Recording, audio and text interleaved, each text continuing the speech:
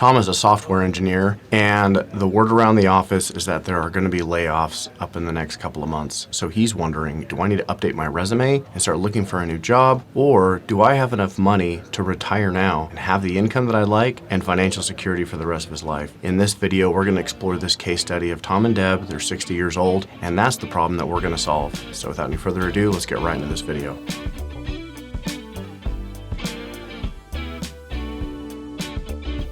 There must be something going on across the country right now, because over the last month, I've had probably 15 conversations with people that are late in their career, in their mid-50s, early 60s, that are getting the sense that their company is going to have layoffs in the upcoming year, or there's going to be downsizing, or some version of that story. And people are wondering if they need to start updating their resume and looking for new work, or if they just have enough money to call it quits and just retire, right, and just be done. Or another version of that story that I hear is, hey, you know what? I think I'd like to keep working, but if I'm going to keep working for the last couple of years, it would be really nice to not force myself to not have to go and find some job where I'm replacing 100% of my income. Maybe I'd like to do something different, maybe part-time, or just work in a totally different field and not have to worry about how much money I'm earning. It'd be kind of nice to do something different, perhaps. And so either version of this story, whether, fully retiring or transitioning from your current career into kind of a part-time situation, is something that a lot of people are wondering about. So I put this case study together because it's kind of an amalgamation of a lot of these things that I'm hearing right now. So for this case study, Tom and Deb, they're 60 years old. They have saved about $2 million for retirement. They'd like to have somewhere between $8,000 and $10,000 a month net. So after taxes, that's what they'd like to have to be able to cover all of their expenses and do some travel and kind of enjoy their lifestyle. On top of that, Tom has a Social Security benefit, and according to Social Security, says that if he takes it at age 67, if he waits that long, he'll get about $4,000 a month. And Deb, she's also worked off and on over the years, and so she'll get, if she waits till 67, she'll get $3,000 a month. So with all of this information, how realistic is it? Could they just actually call it quits and totally be done? Or does Tom need to update his resume and start networking to find somewhere else to work? So let's take a look at their numbers, put together a retirement income plan to see what's realistic, and make sure that you watch to the end, because we're also going to explore some tax strategies that they can look at to make sure that they address some of the number one concerns for retirees, which are covering health insurance early in retirement. For them, it's going to be between age 60 and age 65, where they're going to have to figure out something on their own.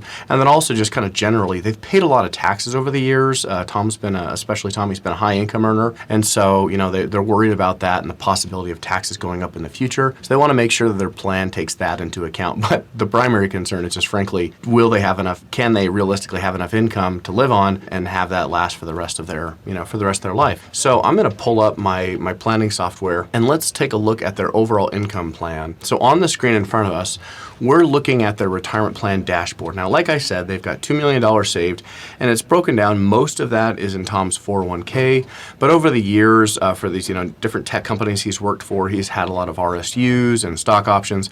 So they've also built up a good little brokerage account with some stocks over the years and just some money market high yield savings. And then they also have a small Roth IRA, relatively speaking, to the rest of their money. Now, with that being said, the starting point is, okay, how much income could they realistically and sustainably have for the rest of their retirement? And it's not just how much money can I have now, but we need to plan for things like cost of living adjustments as things get more expensive over time. The good thing is they have a paid off house, so we know that relatively speaking, their housing expense is going to remain basically zero for the rest of their life. But even with that, there's still things like property taxes they have to be aware of. And then just the cost of everything else, just food and fuel, and they want to be able to travel, and that sort of thing. So we need to factor in cost of living adjustments. So not just is this dollar amount sustainable today, but is it going to be sustainable with cost of living adjustments over the rest of their life? So let's take a look at that. So based on this $2 million portfolio, their monthly net income after taxes is projected to be $12,000 a month, which is great news for them, because this is actually above what they need as they've been brainstorming and looking at their bills and the things that they do. $8,000 to $10,000 a month seems more realistic. So let's look at the cash flow, because we're going to see how Social Security is incorporated into this plan. They're not just going to be pulling, it's not just $12,000 a month from the portfolio for the rest of their life. We have to factor in Social Security. So let's take a look at their cash flows from the overall plan over time. So zooming in, we're going to start here at the beginning in 2025. Now, Tom doesn't expect that he's going to be laid off this month, but what he's seen in the past is a lot of time his employer and other companies he's worked for, when they've done layoffs, is they'll wait until sometime around the holidays, either before Christmas, which seems a little, I don't know, that seems kind of rough to be laid off just before, Christmas vacation, or getting laid off right at the beginning of the upcoming year. So at any rate, we're looking at them retiring right away, even though it probably won't happen in the next month. But you can see this yellow here represents the amount of money they'd be pulling out from the portfolio. Now, as we go through time, remember I said that Deb had a Social Security benefit of $3,000 if she waited until 67, and Tom has one of $4,000 if he takes it at 67. So that's kind of a baseline, right? They could just both take it at 67, but what I wanted to do is look at their Social Security benefits to see if maybe there was a more optimal way to claim that benefit. Now, both of them, they're in pretty good health, and frankly, both of their parents on both sides have lived into their 80s and even 90s, and so they expect to live a long time. Obviously, there's no guarantees. They don't know.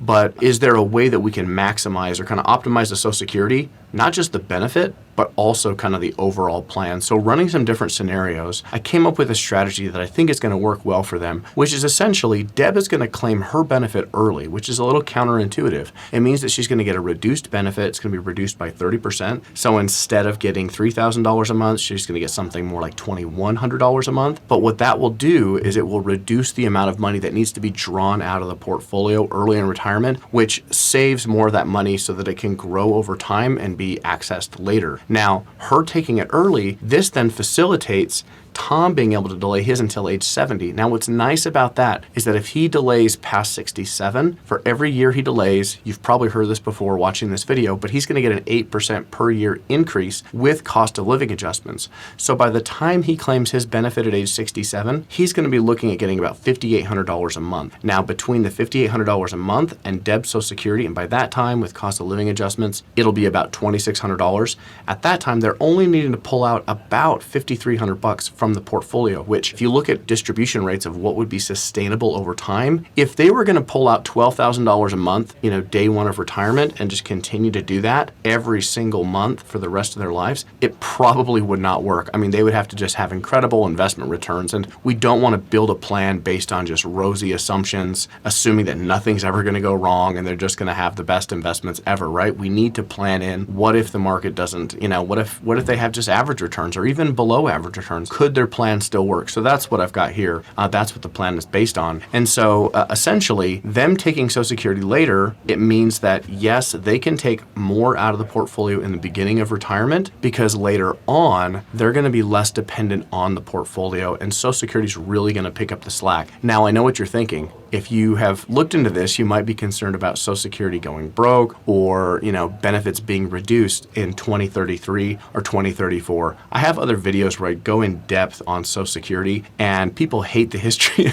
I should say, I get a lot of comments from people talking about, Mark, get to the point, stop giving us a history lesson. But I think history, some context is very relevant here and important. We don't know what's going to happen in the future, but I think looking at what's happened historically can give us a window into precedent, what has happened in the past, and maybe that's a little bit of a window into what is likely to happen or something similar to that, what will happen in the future. So back in the late 1970s, our country faced a very similar situation. The Social Security Trust Fund was being depleted, and it was projected that Social Security was not going to be able to pay out the promised benefits. So in the early 1980s, some laws were passed, and essentially the Social Security rules were changed. There were some extra taxes that went into effect. Social Security retirement age was changed from, it used to be 65 was full retirement age. It got adjusted all the way up to 67. And so with those changes, it fixed the Social Security system for basically the last, 40 plus years. So the reason why I give that little bit of historical context is that my opinion, and again, what do I know? I'm just a guy on the internet, but what do I think will happen? I think something similar will happen. For people that are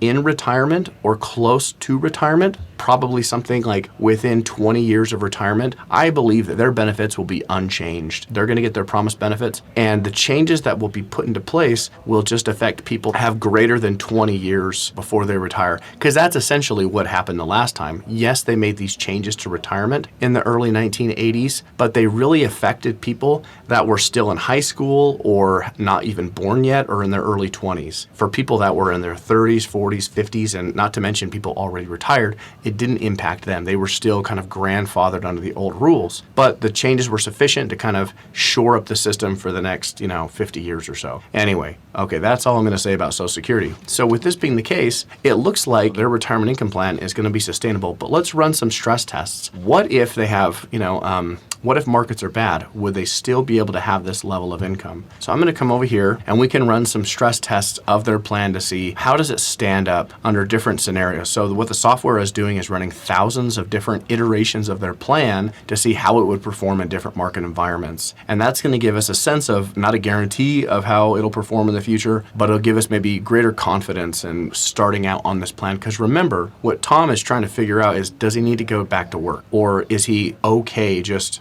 calling it quits and moving on into retirement? So running all of these scenarios, 94% of the time, they were able to have this initial level of spending adjusted for inflation for the rest of their life without any issues. And actually, this is maybe a little bit different from what you've seen with, maybe this is different from what you've seen in other videos or other approaches, but sometimes things go better than expected. And so running these thousands of scenarios, on average, Tom and Deb could have actually taken out about 20% extra income per year. And it would have been sustainable. Now, let's go over here to the red box, the scary box. In 6% of the scenarios, this doesn't mean that their plan failed and they ran out of money. What this is saying is that they needed to take a small downward adjustment in their income in order to keep their portfolio in a healthy spot, have enough money for the rest of their life. Now, on average, the income reduction that they needed to take was only 1%, which you recall to the beginning of this video, they only really need $8,000 to $10,000 a month. So having a reduction of 1% starting at a base of $12,000, this is very much, this is not an issue at all for them. They're going to be very comfortable even if they had to take a small adjustment downward. It's really not going to impact their lifestyle. Let's look at their projected legacy. So what I'm referring to here is how much money is in their portfolio. I'm not including the value of their home, although if you wanted to, this could be incorporated in to kind of see what their total net worth would look like over time, but we're just looking at the portfolio for this analysis. And here we have these different lines going across the screen, and essentially what it's showing is the value of their portfolio over time given different scenarios with really good markets or really poor markets, kind of everything in between. And what you can see is that after a 35 plus year retirement, what they're most likely, or the median outcome, is going to be about 3.6 million left in their portfolio. Now, under the worst case scenario, you can see that over time they did have a drop in the portfolio, dying with about 1.3 million. And in the best case scenario, actually they ended up with about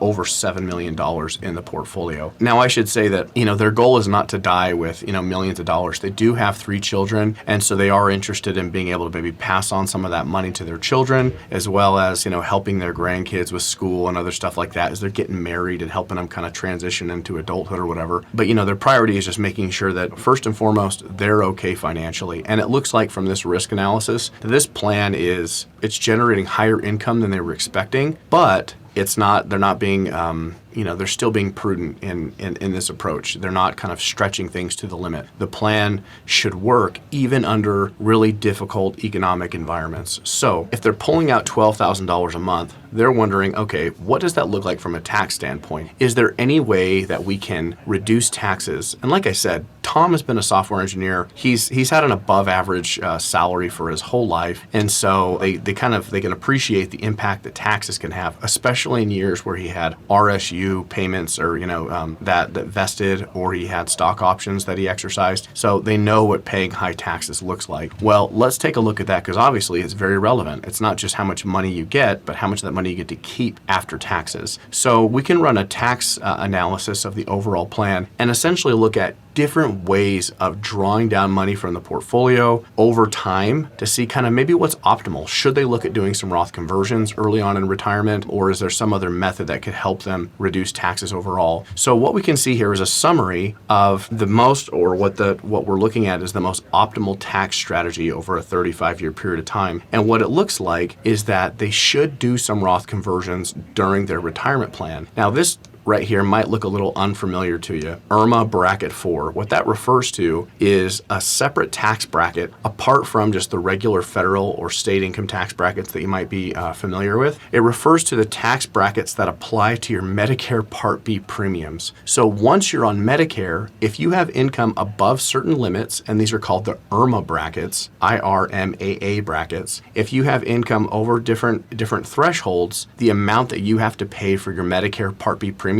actually goes up. And so there's several brackets, and in this scenario, it looks like if they temporarily pay a little bit extra for Medicare by doing Roth conversions and shifting that money from their 401k over into a Roth IRA, yes, they'll have to pay higher Medicare Part B premiums, but it's just going to be for a couple of years. And then for the rest of their life, they're going to be in the lowest bracket, and their tax bracket's going to be significantly lower. So over time, it's projected that they're going to save over $600,000 in taxes, which, just to cruise to their net income, that's less in taxes. That's more dollars in their bank account that they can spend on what's important to them. And it should actually result in them having a higher net legacy. Now, net legacy, what this is referring to is that pile of money that's available or left over at the end of their life. And net meaning after taxes are paid. So a relatively small increase there, about $350,000. But the real big benefit is a reduction of their average tax rate from about 10.8% down to 5.9%. So really effectively what we're looking at is that over their retirement, they're going to be in the lowest tax situation that they've been in their entire life, which is obviously a positive thing, right? All else being equal. Now, for early retirees, one of the major concerns is retiring before age 65. How are you going to pay for health insurance? And the good news is that these guys have some money saved in 401k and in a brokerage account and a little bit in a Roth IRA. So in their brokerage account, they have about $500,000 saved. What's great about this is that that's money that they can draw from early in retirement, and it's going to have very little impact on their taxes. Remember, if you're just spending down taking money out of a high yield savings account and spending it, yes, you have to account for some interest income, right? That's generated from, the interest you're earning, but most of that money you're not going to have to pay taxes on. And so early on in retirement, we can actually have them live primarily off of their brokerage account assets. And that gives them the ability to qualify for ACA premium tax credits. What that essentially is through the Affordable Care Act, the marketplace in their state. Now, these guys live in Florida, so they're going to use the federal website, depending on what state you live in. For example, if you live in California, you have a state-based website, or a state like Florida, you have just the federal website. The rules work the same from state to state. It just depends on the state you live in, whether you have a state-specific website or you're using the federal website. So essentially what happens is that if they keep their income below certain thresholds, they will qualify for these premium tax credits that they can use towards purchasing a health insurance plan. Now for these guys, the line that they need to follow is keeping their modified adjusted gross income below $80,000 between age 60 and 65. Now they're going to have cost of living adjustments, so that number is going to go up a little bit each year, but that's kind of the sweet spot. If they keep it below that, then they're going to be able to get discounts on their health insurance. So what this means is for the first 5 years, they're going to draw most of their cash flow out of the brokerage account, maybe live on their 401k money just a little bit, but remember, we got to keep it below that $80,000 mark so that they can qualify for affordable health insurance. And really what that would look like is the difference of paying something like, paying $2,000 or $2,500 a month for health insurance, or paying something like $100 to $500 a month for health insurance. And that obviously would make a big difference. All of this extra money, $12,000 a month, would you like to be able to use that for travel and fun things, or use that to just pay health insurance premiums? I think I know the answer to that, but obviously that's why it's so relevant. So early on in retirement, by being very careful about where we're pulling money from, we can manage kind of both the short-term tax implications and the long-term tax implications for their plan. So basically what they'll do is for the beginning of retirement, they're going to draw down from the brokerage account. They can take some money out of the 401k, but most of the income, they need to just be careful with it, drawing it out of the brokerage account. Then once they hit age 65, we don't have to worry about those, health insurance as much, and we can start doing some Roth conversions. And for them, if they do some larger Roth conversions for about 5 years until Tom reaches 70 years old, then they're going to be able to set themselves up for having very little taxes and frankly, no required minimum distributions for the rest of their life. So doing an analysis like this can help you see that, whether or not retirement is actually possible. And so the good news for Tom and Deb is that yes, financially they can retire. So now for the next couple of months, as he's hearing, rumors around the office of whether or not there's layoffs, he has at least that confidence of knowing, what, if I end up losing my job, financially, we're going to be okay. Now he also has the freedom if he decides, what, maybe I do want to work a little bit, but now he has total freedom and flexibility. He can do something part-time, still working in his field as a software engineer, or he could just do something different. Maybe he's got other interests and he could take a part-time job, working at the YMCA or something. And he doesn't have to worry about how much income he's bringing in. So hopefully this case study has given you a good sense of what a complete retirement income plan looks like, both about what is possible from an income standpoint and also some of the tax planning opportunities that are available to early retirees. If you'd like some help looking at your retirement situation, or if you have concerns about potential layoffs in your company in the upcoming months or years, feel free to click the link in the description. I'd be happy to look at your plan with you one-on-one and help you come up with some good ideas to plan for your retirement. So until next time, I really hope you have a great week. It's been fun going over this information with you, and have a great one.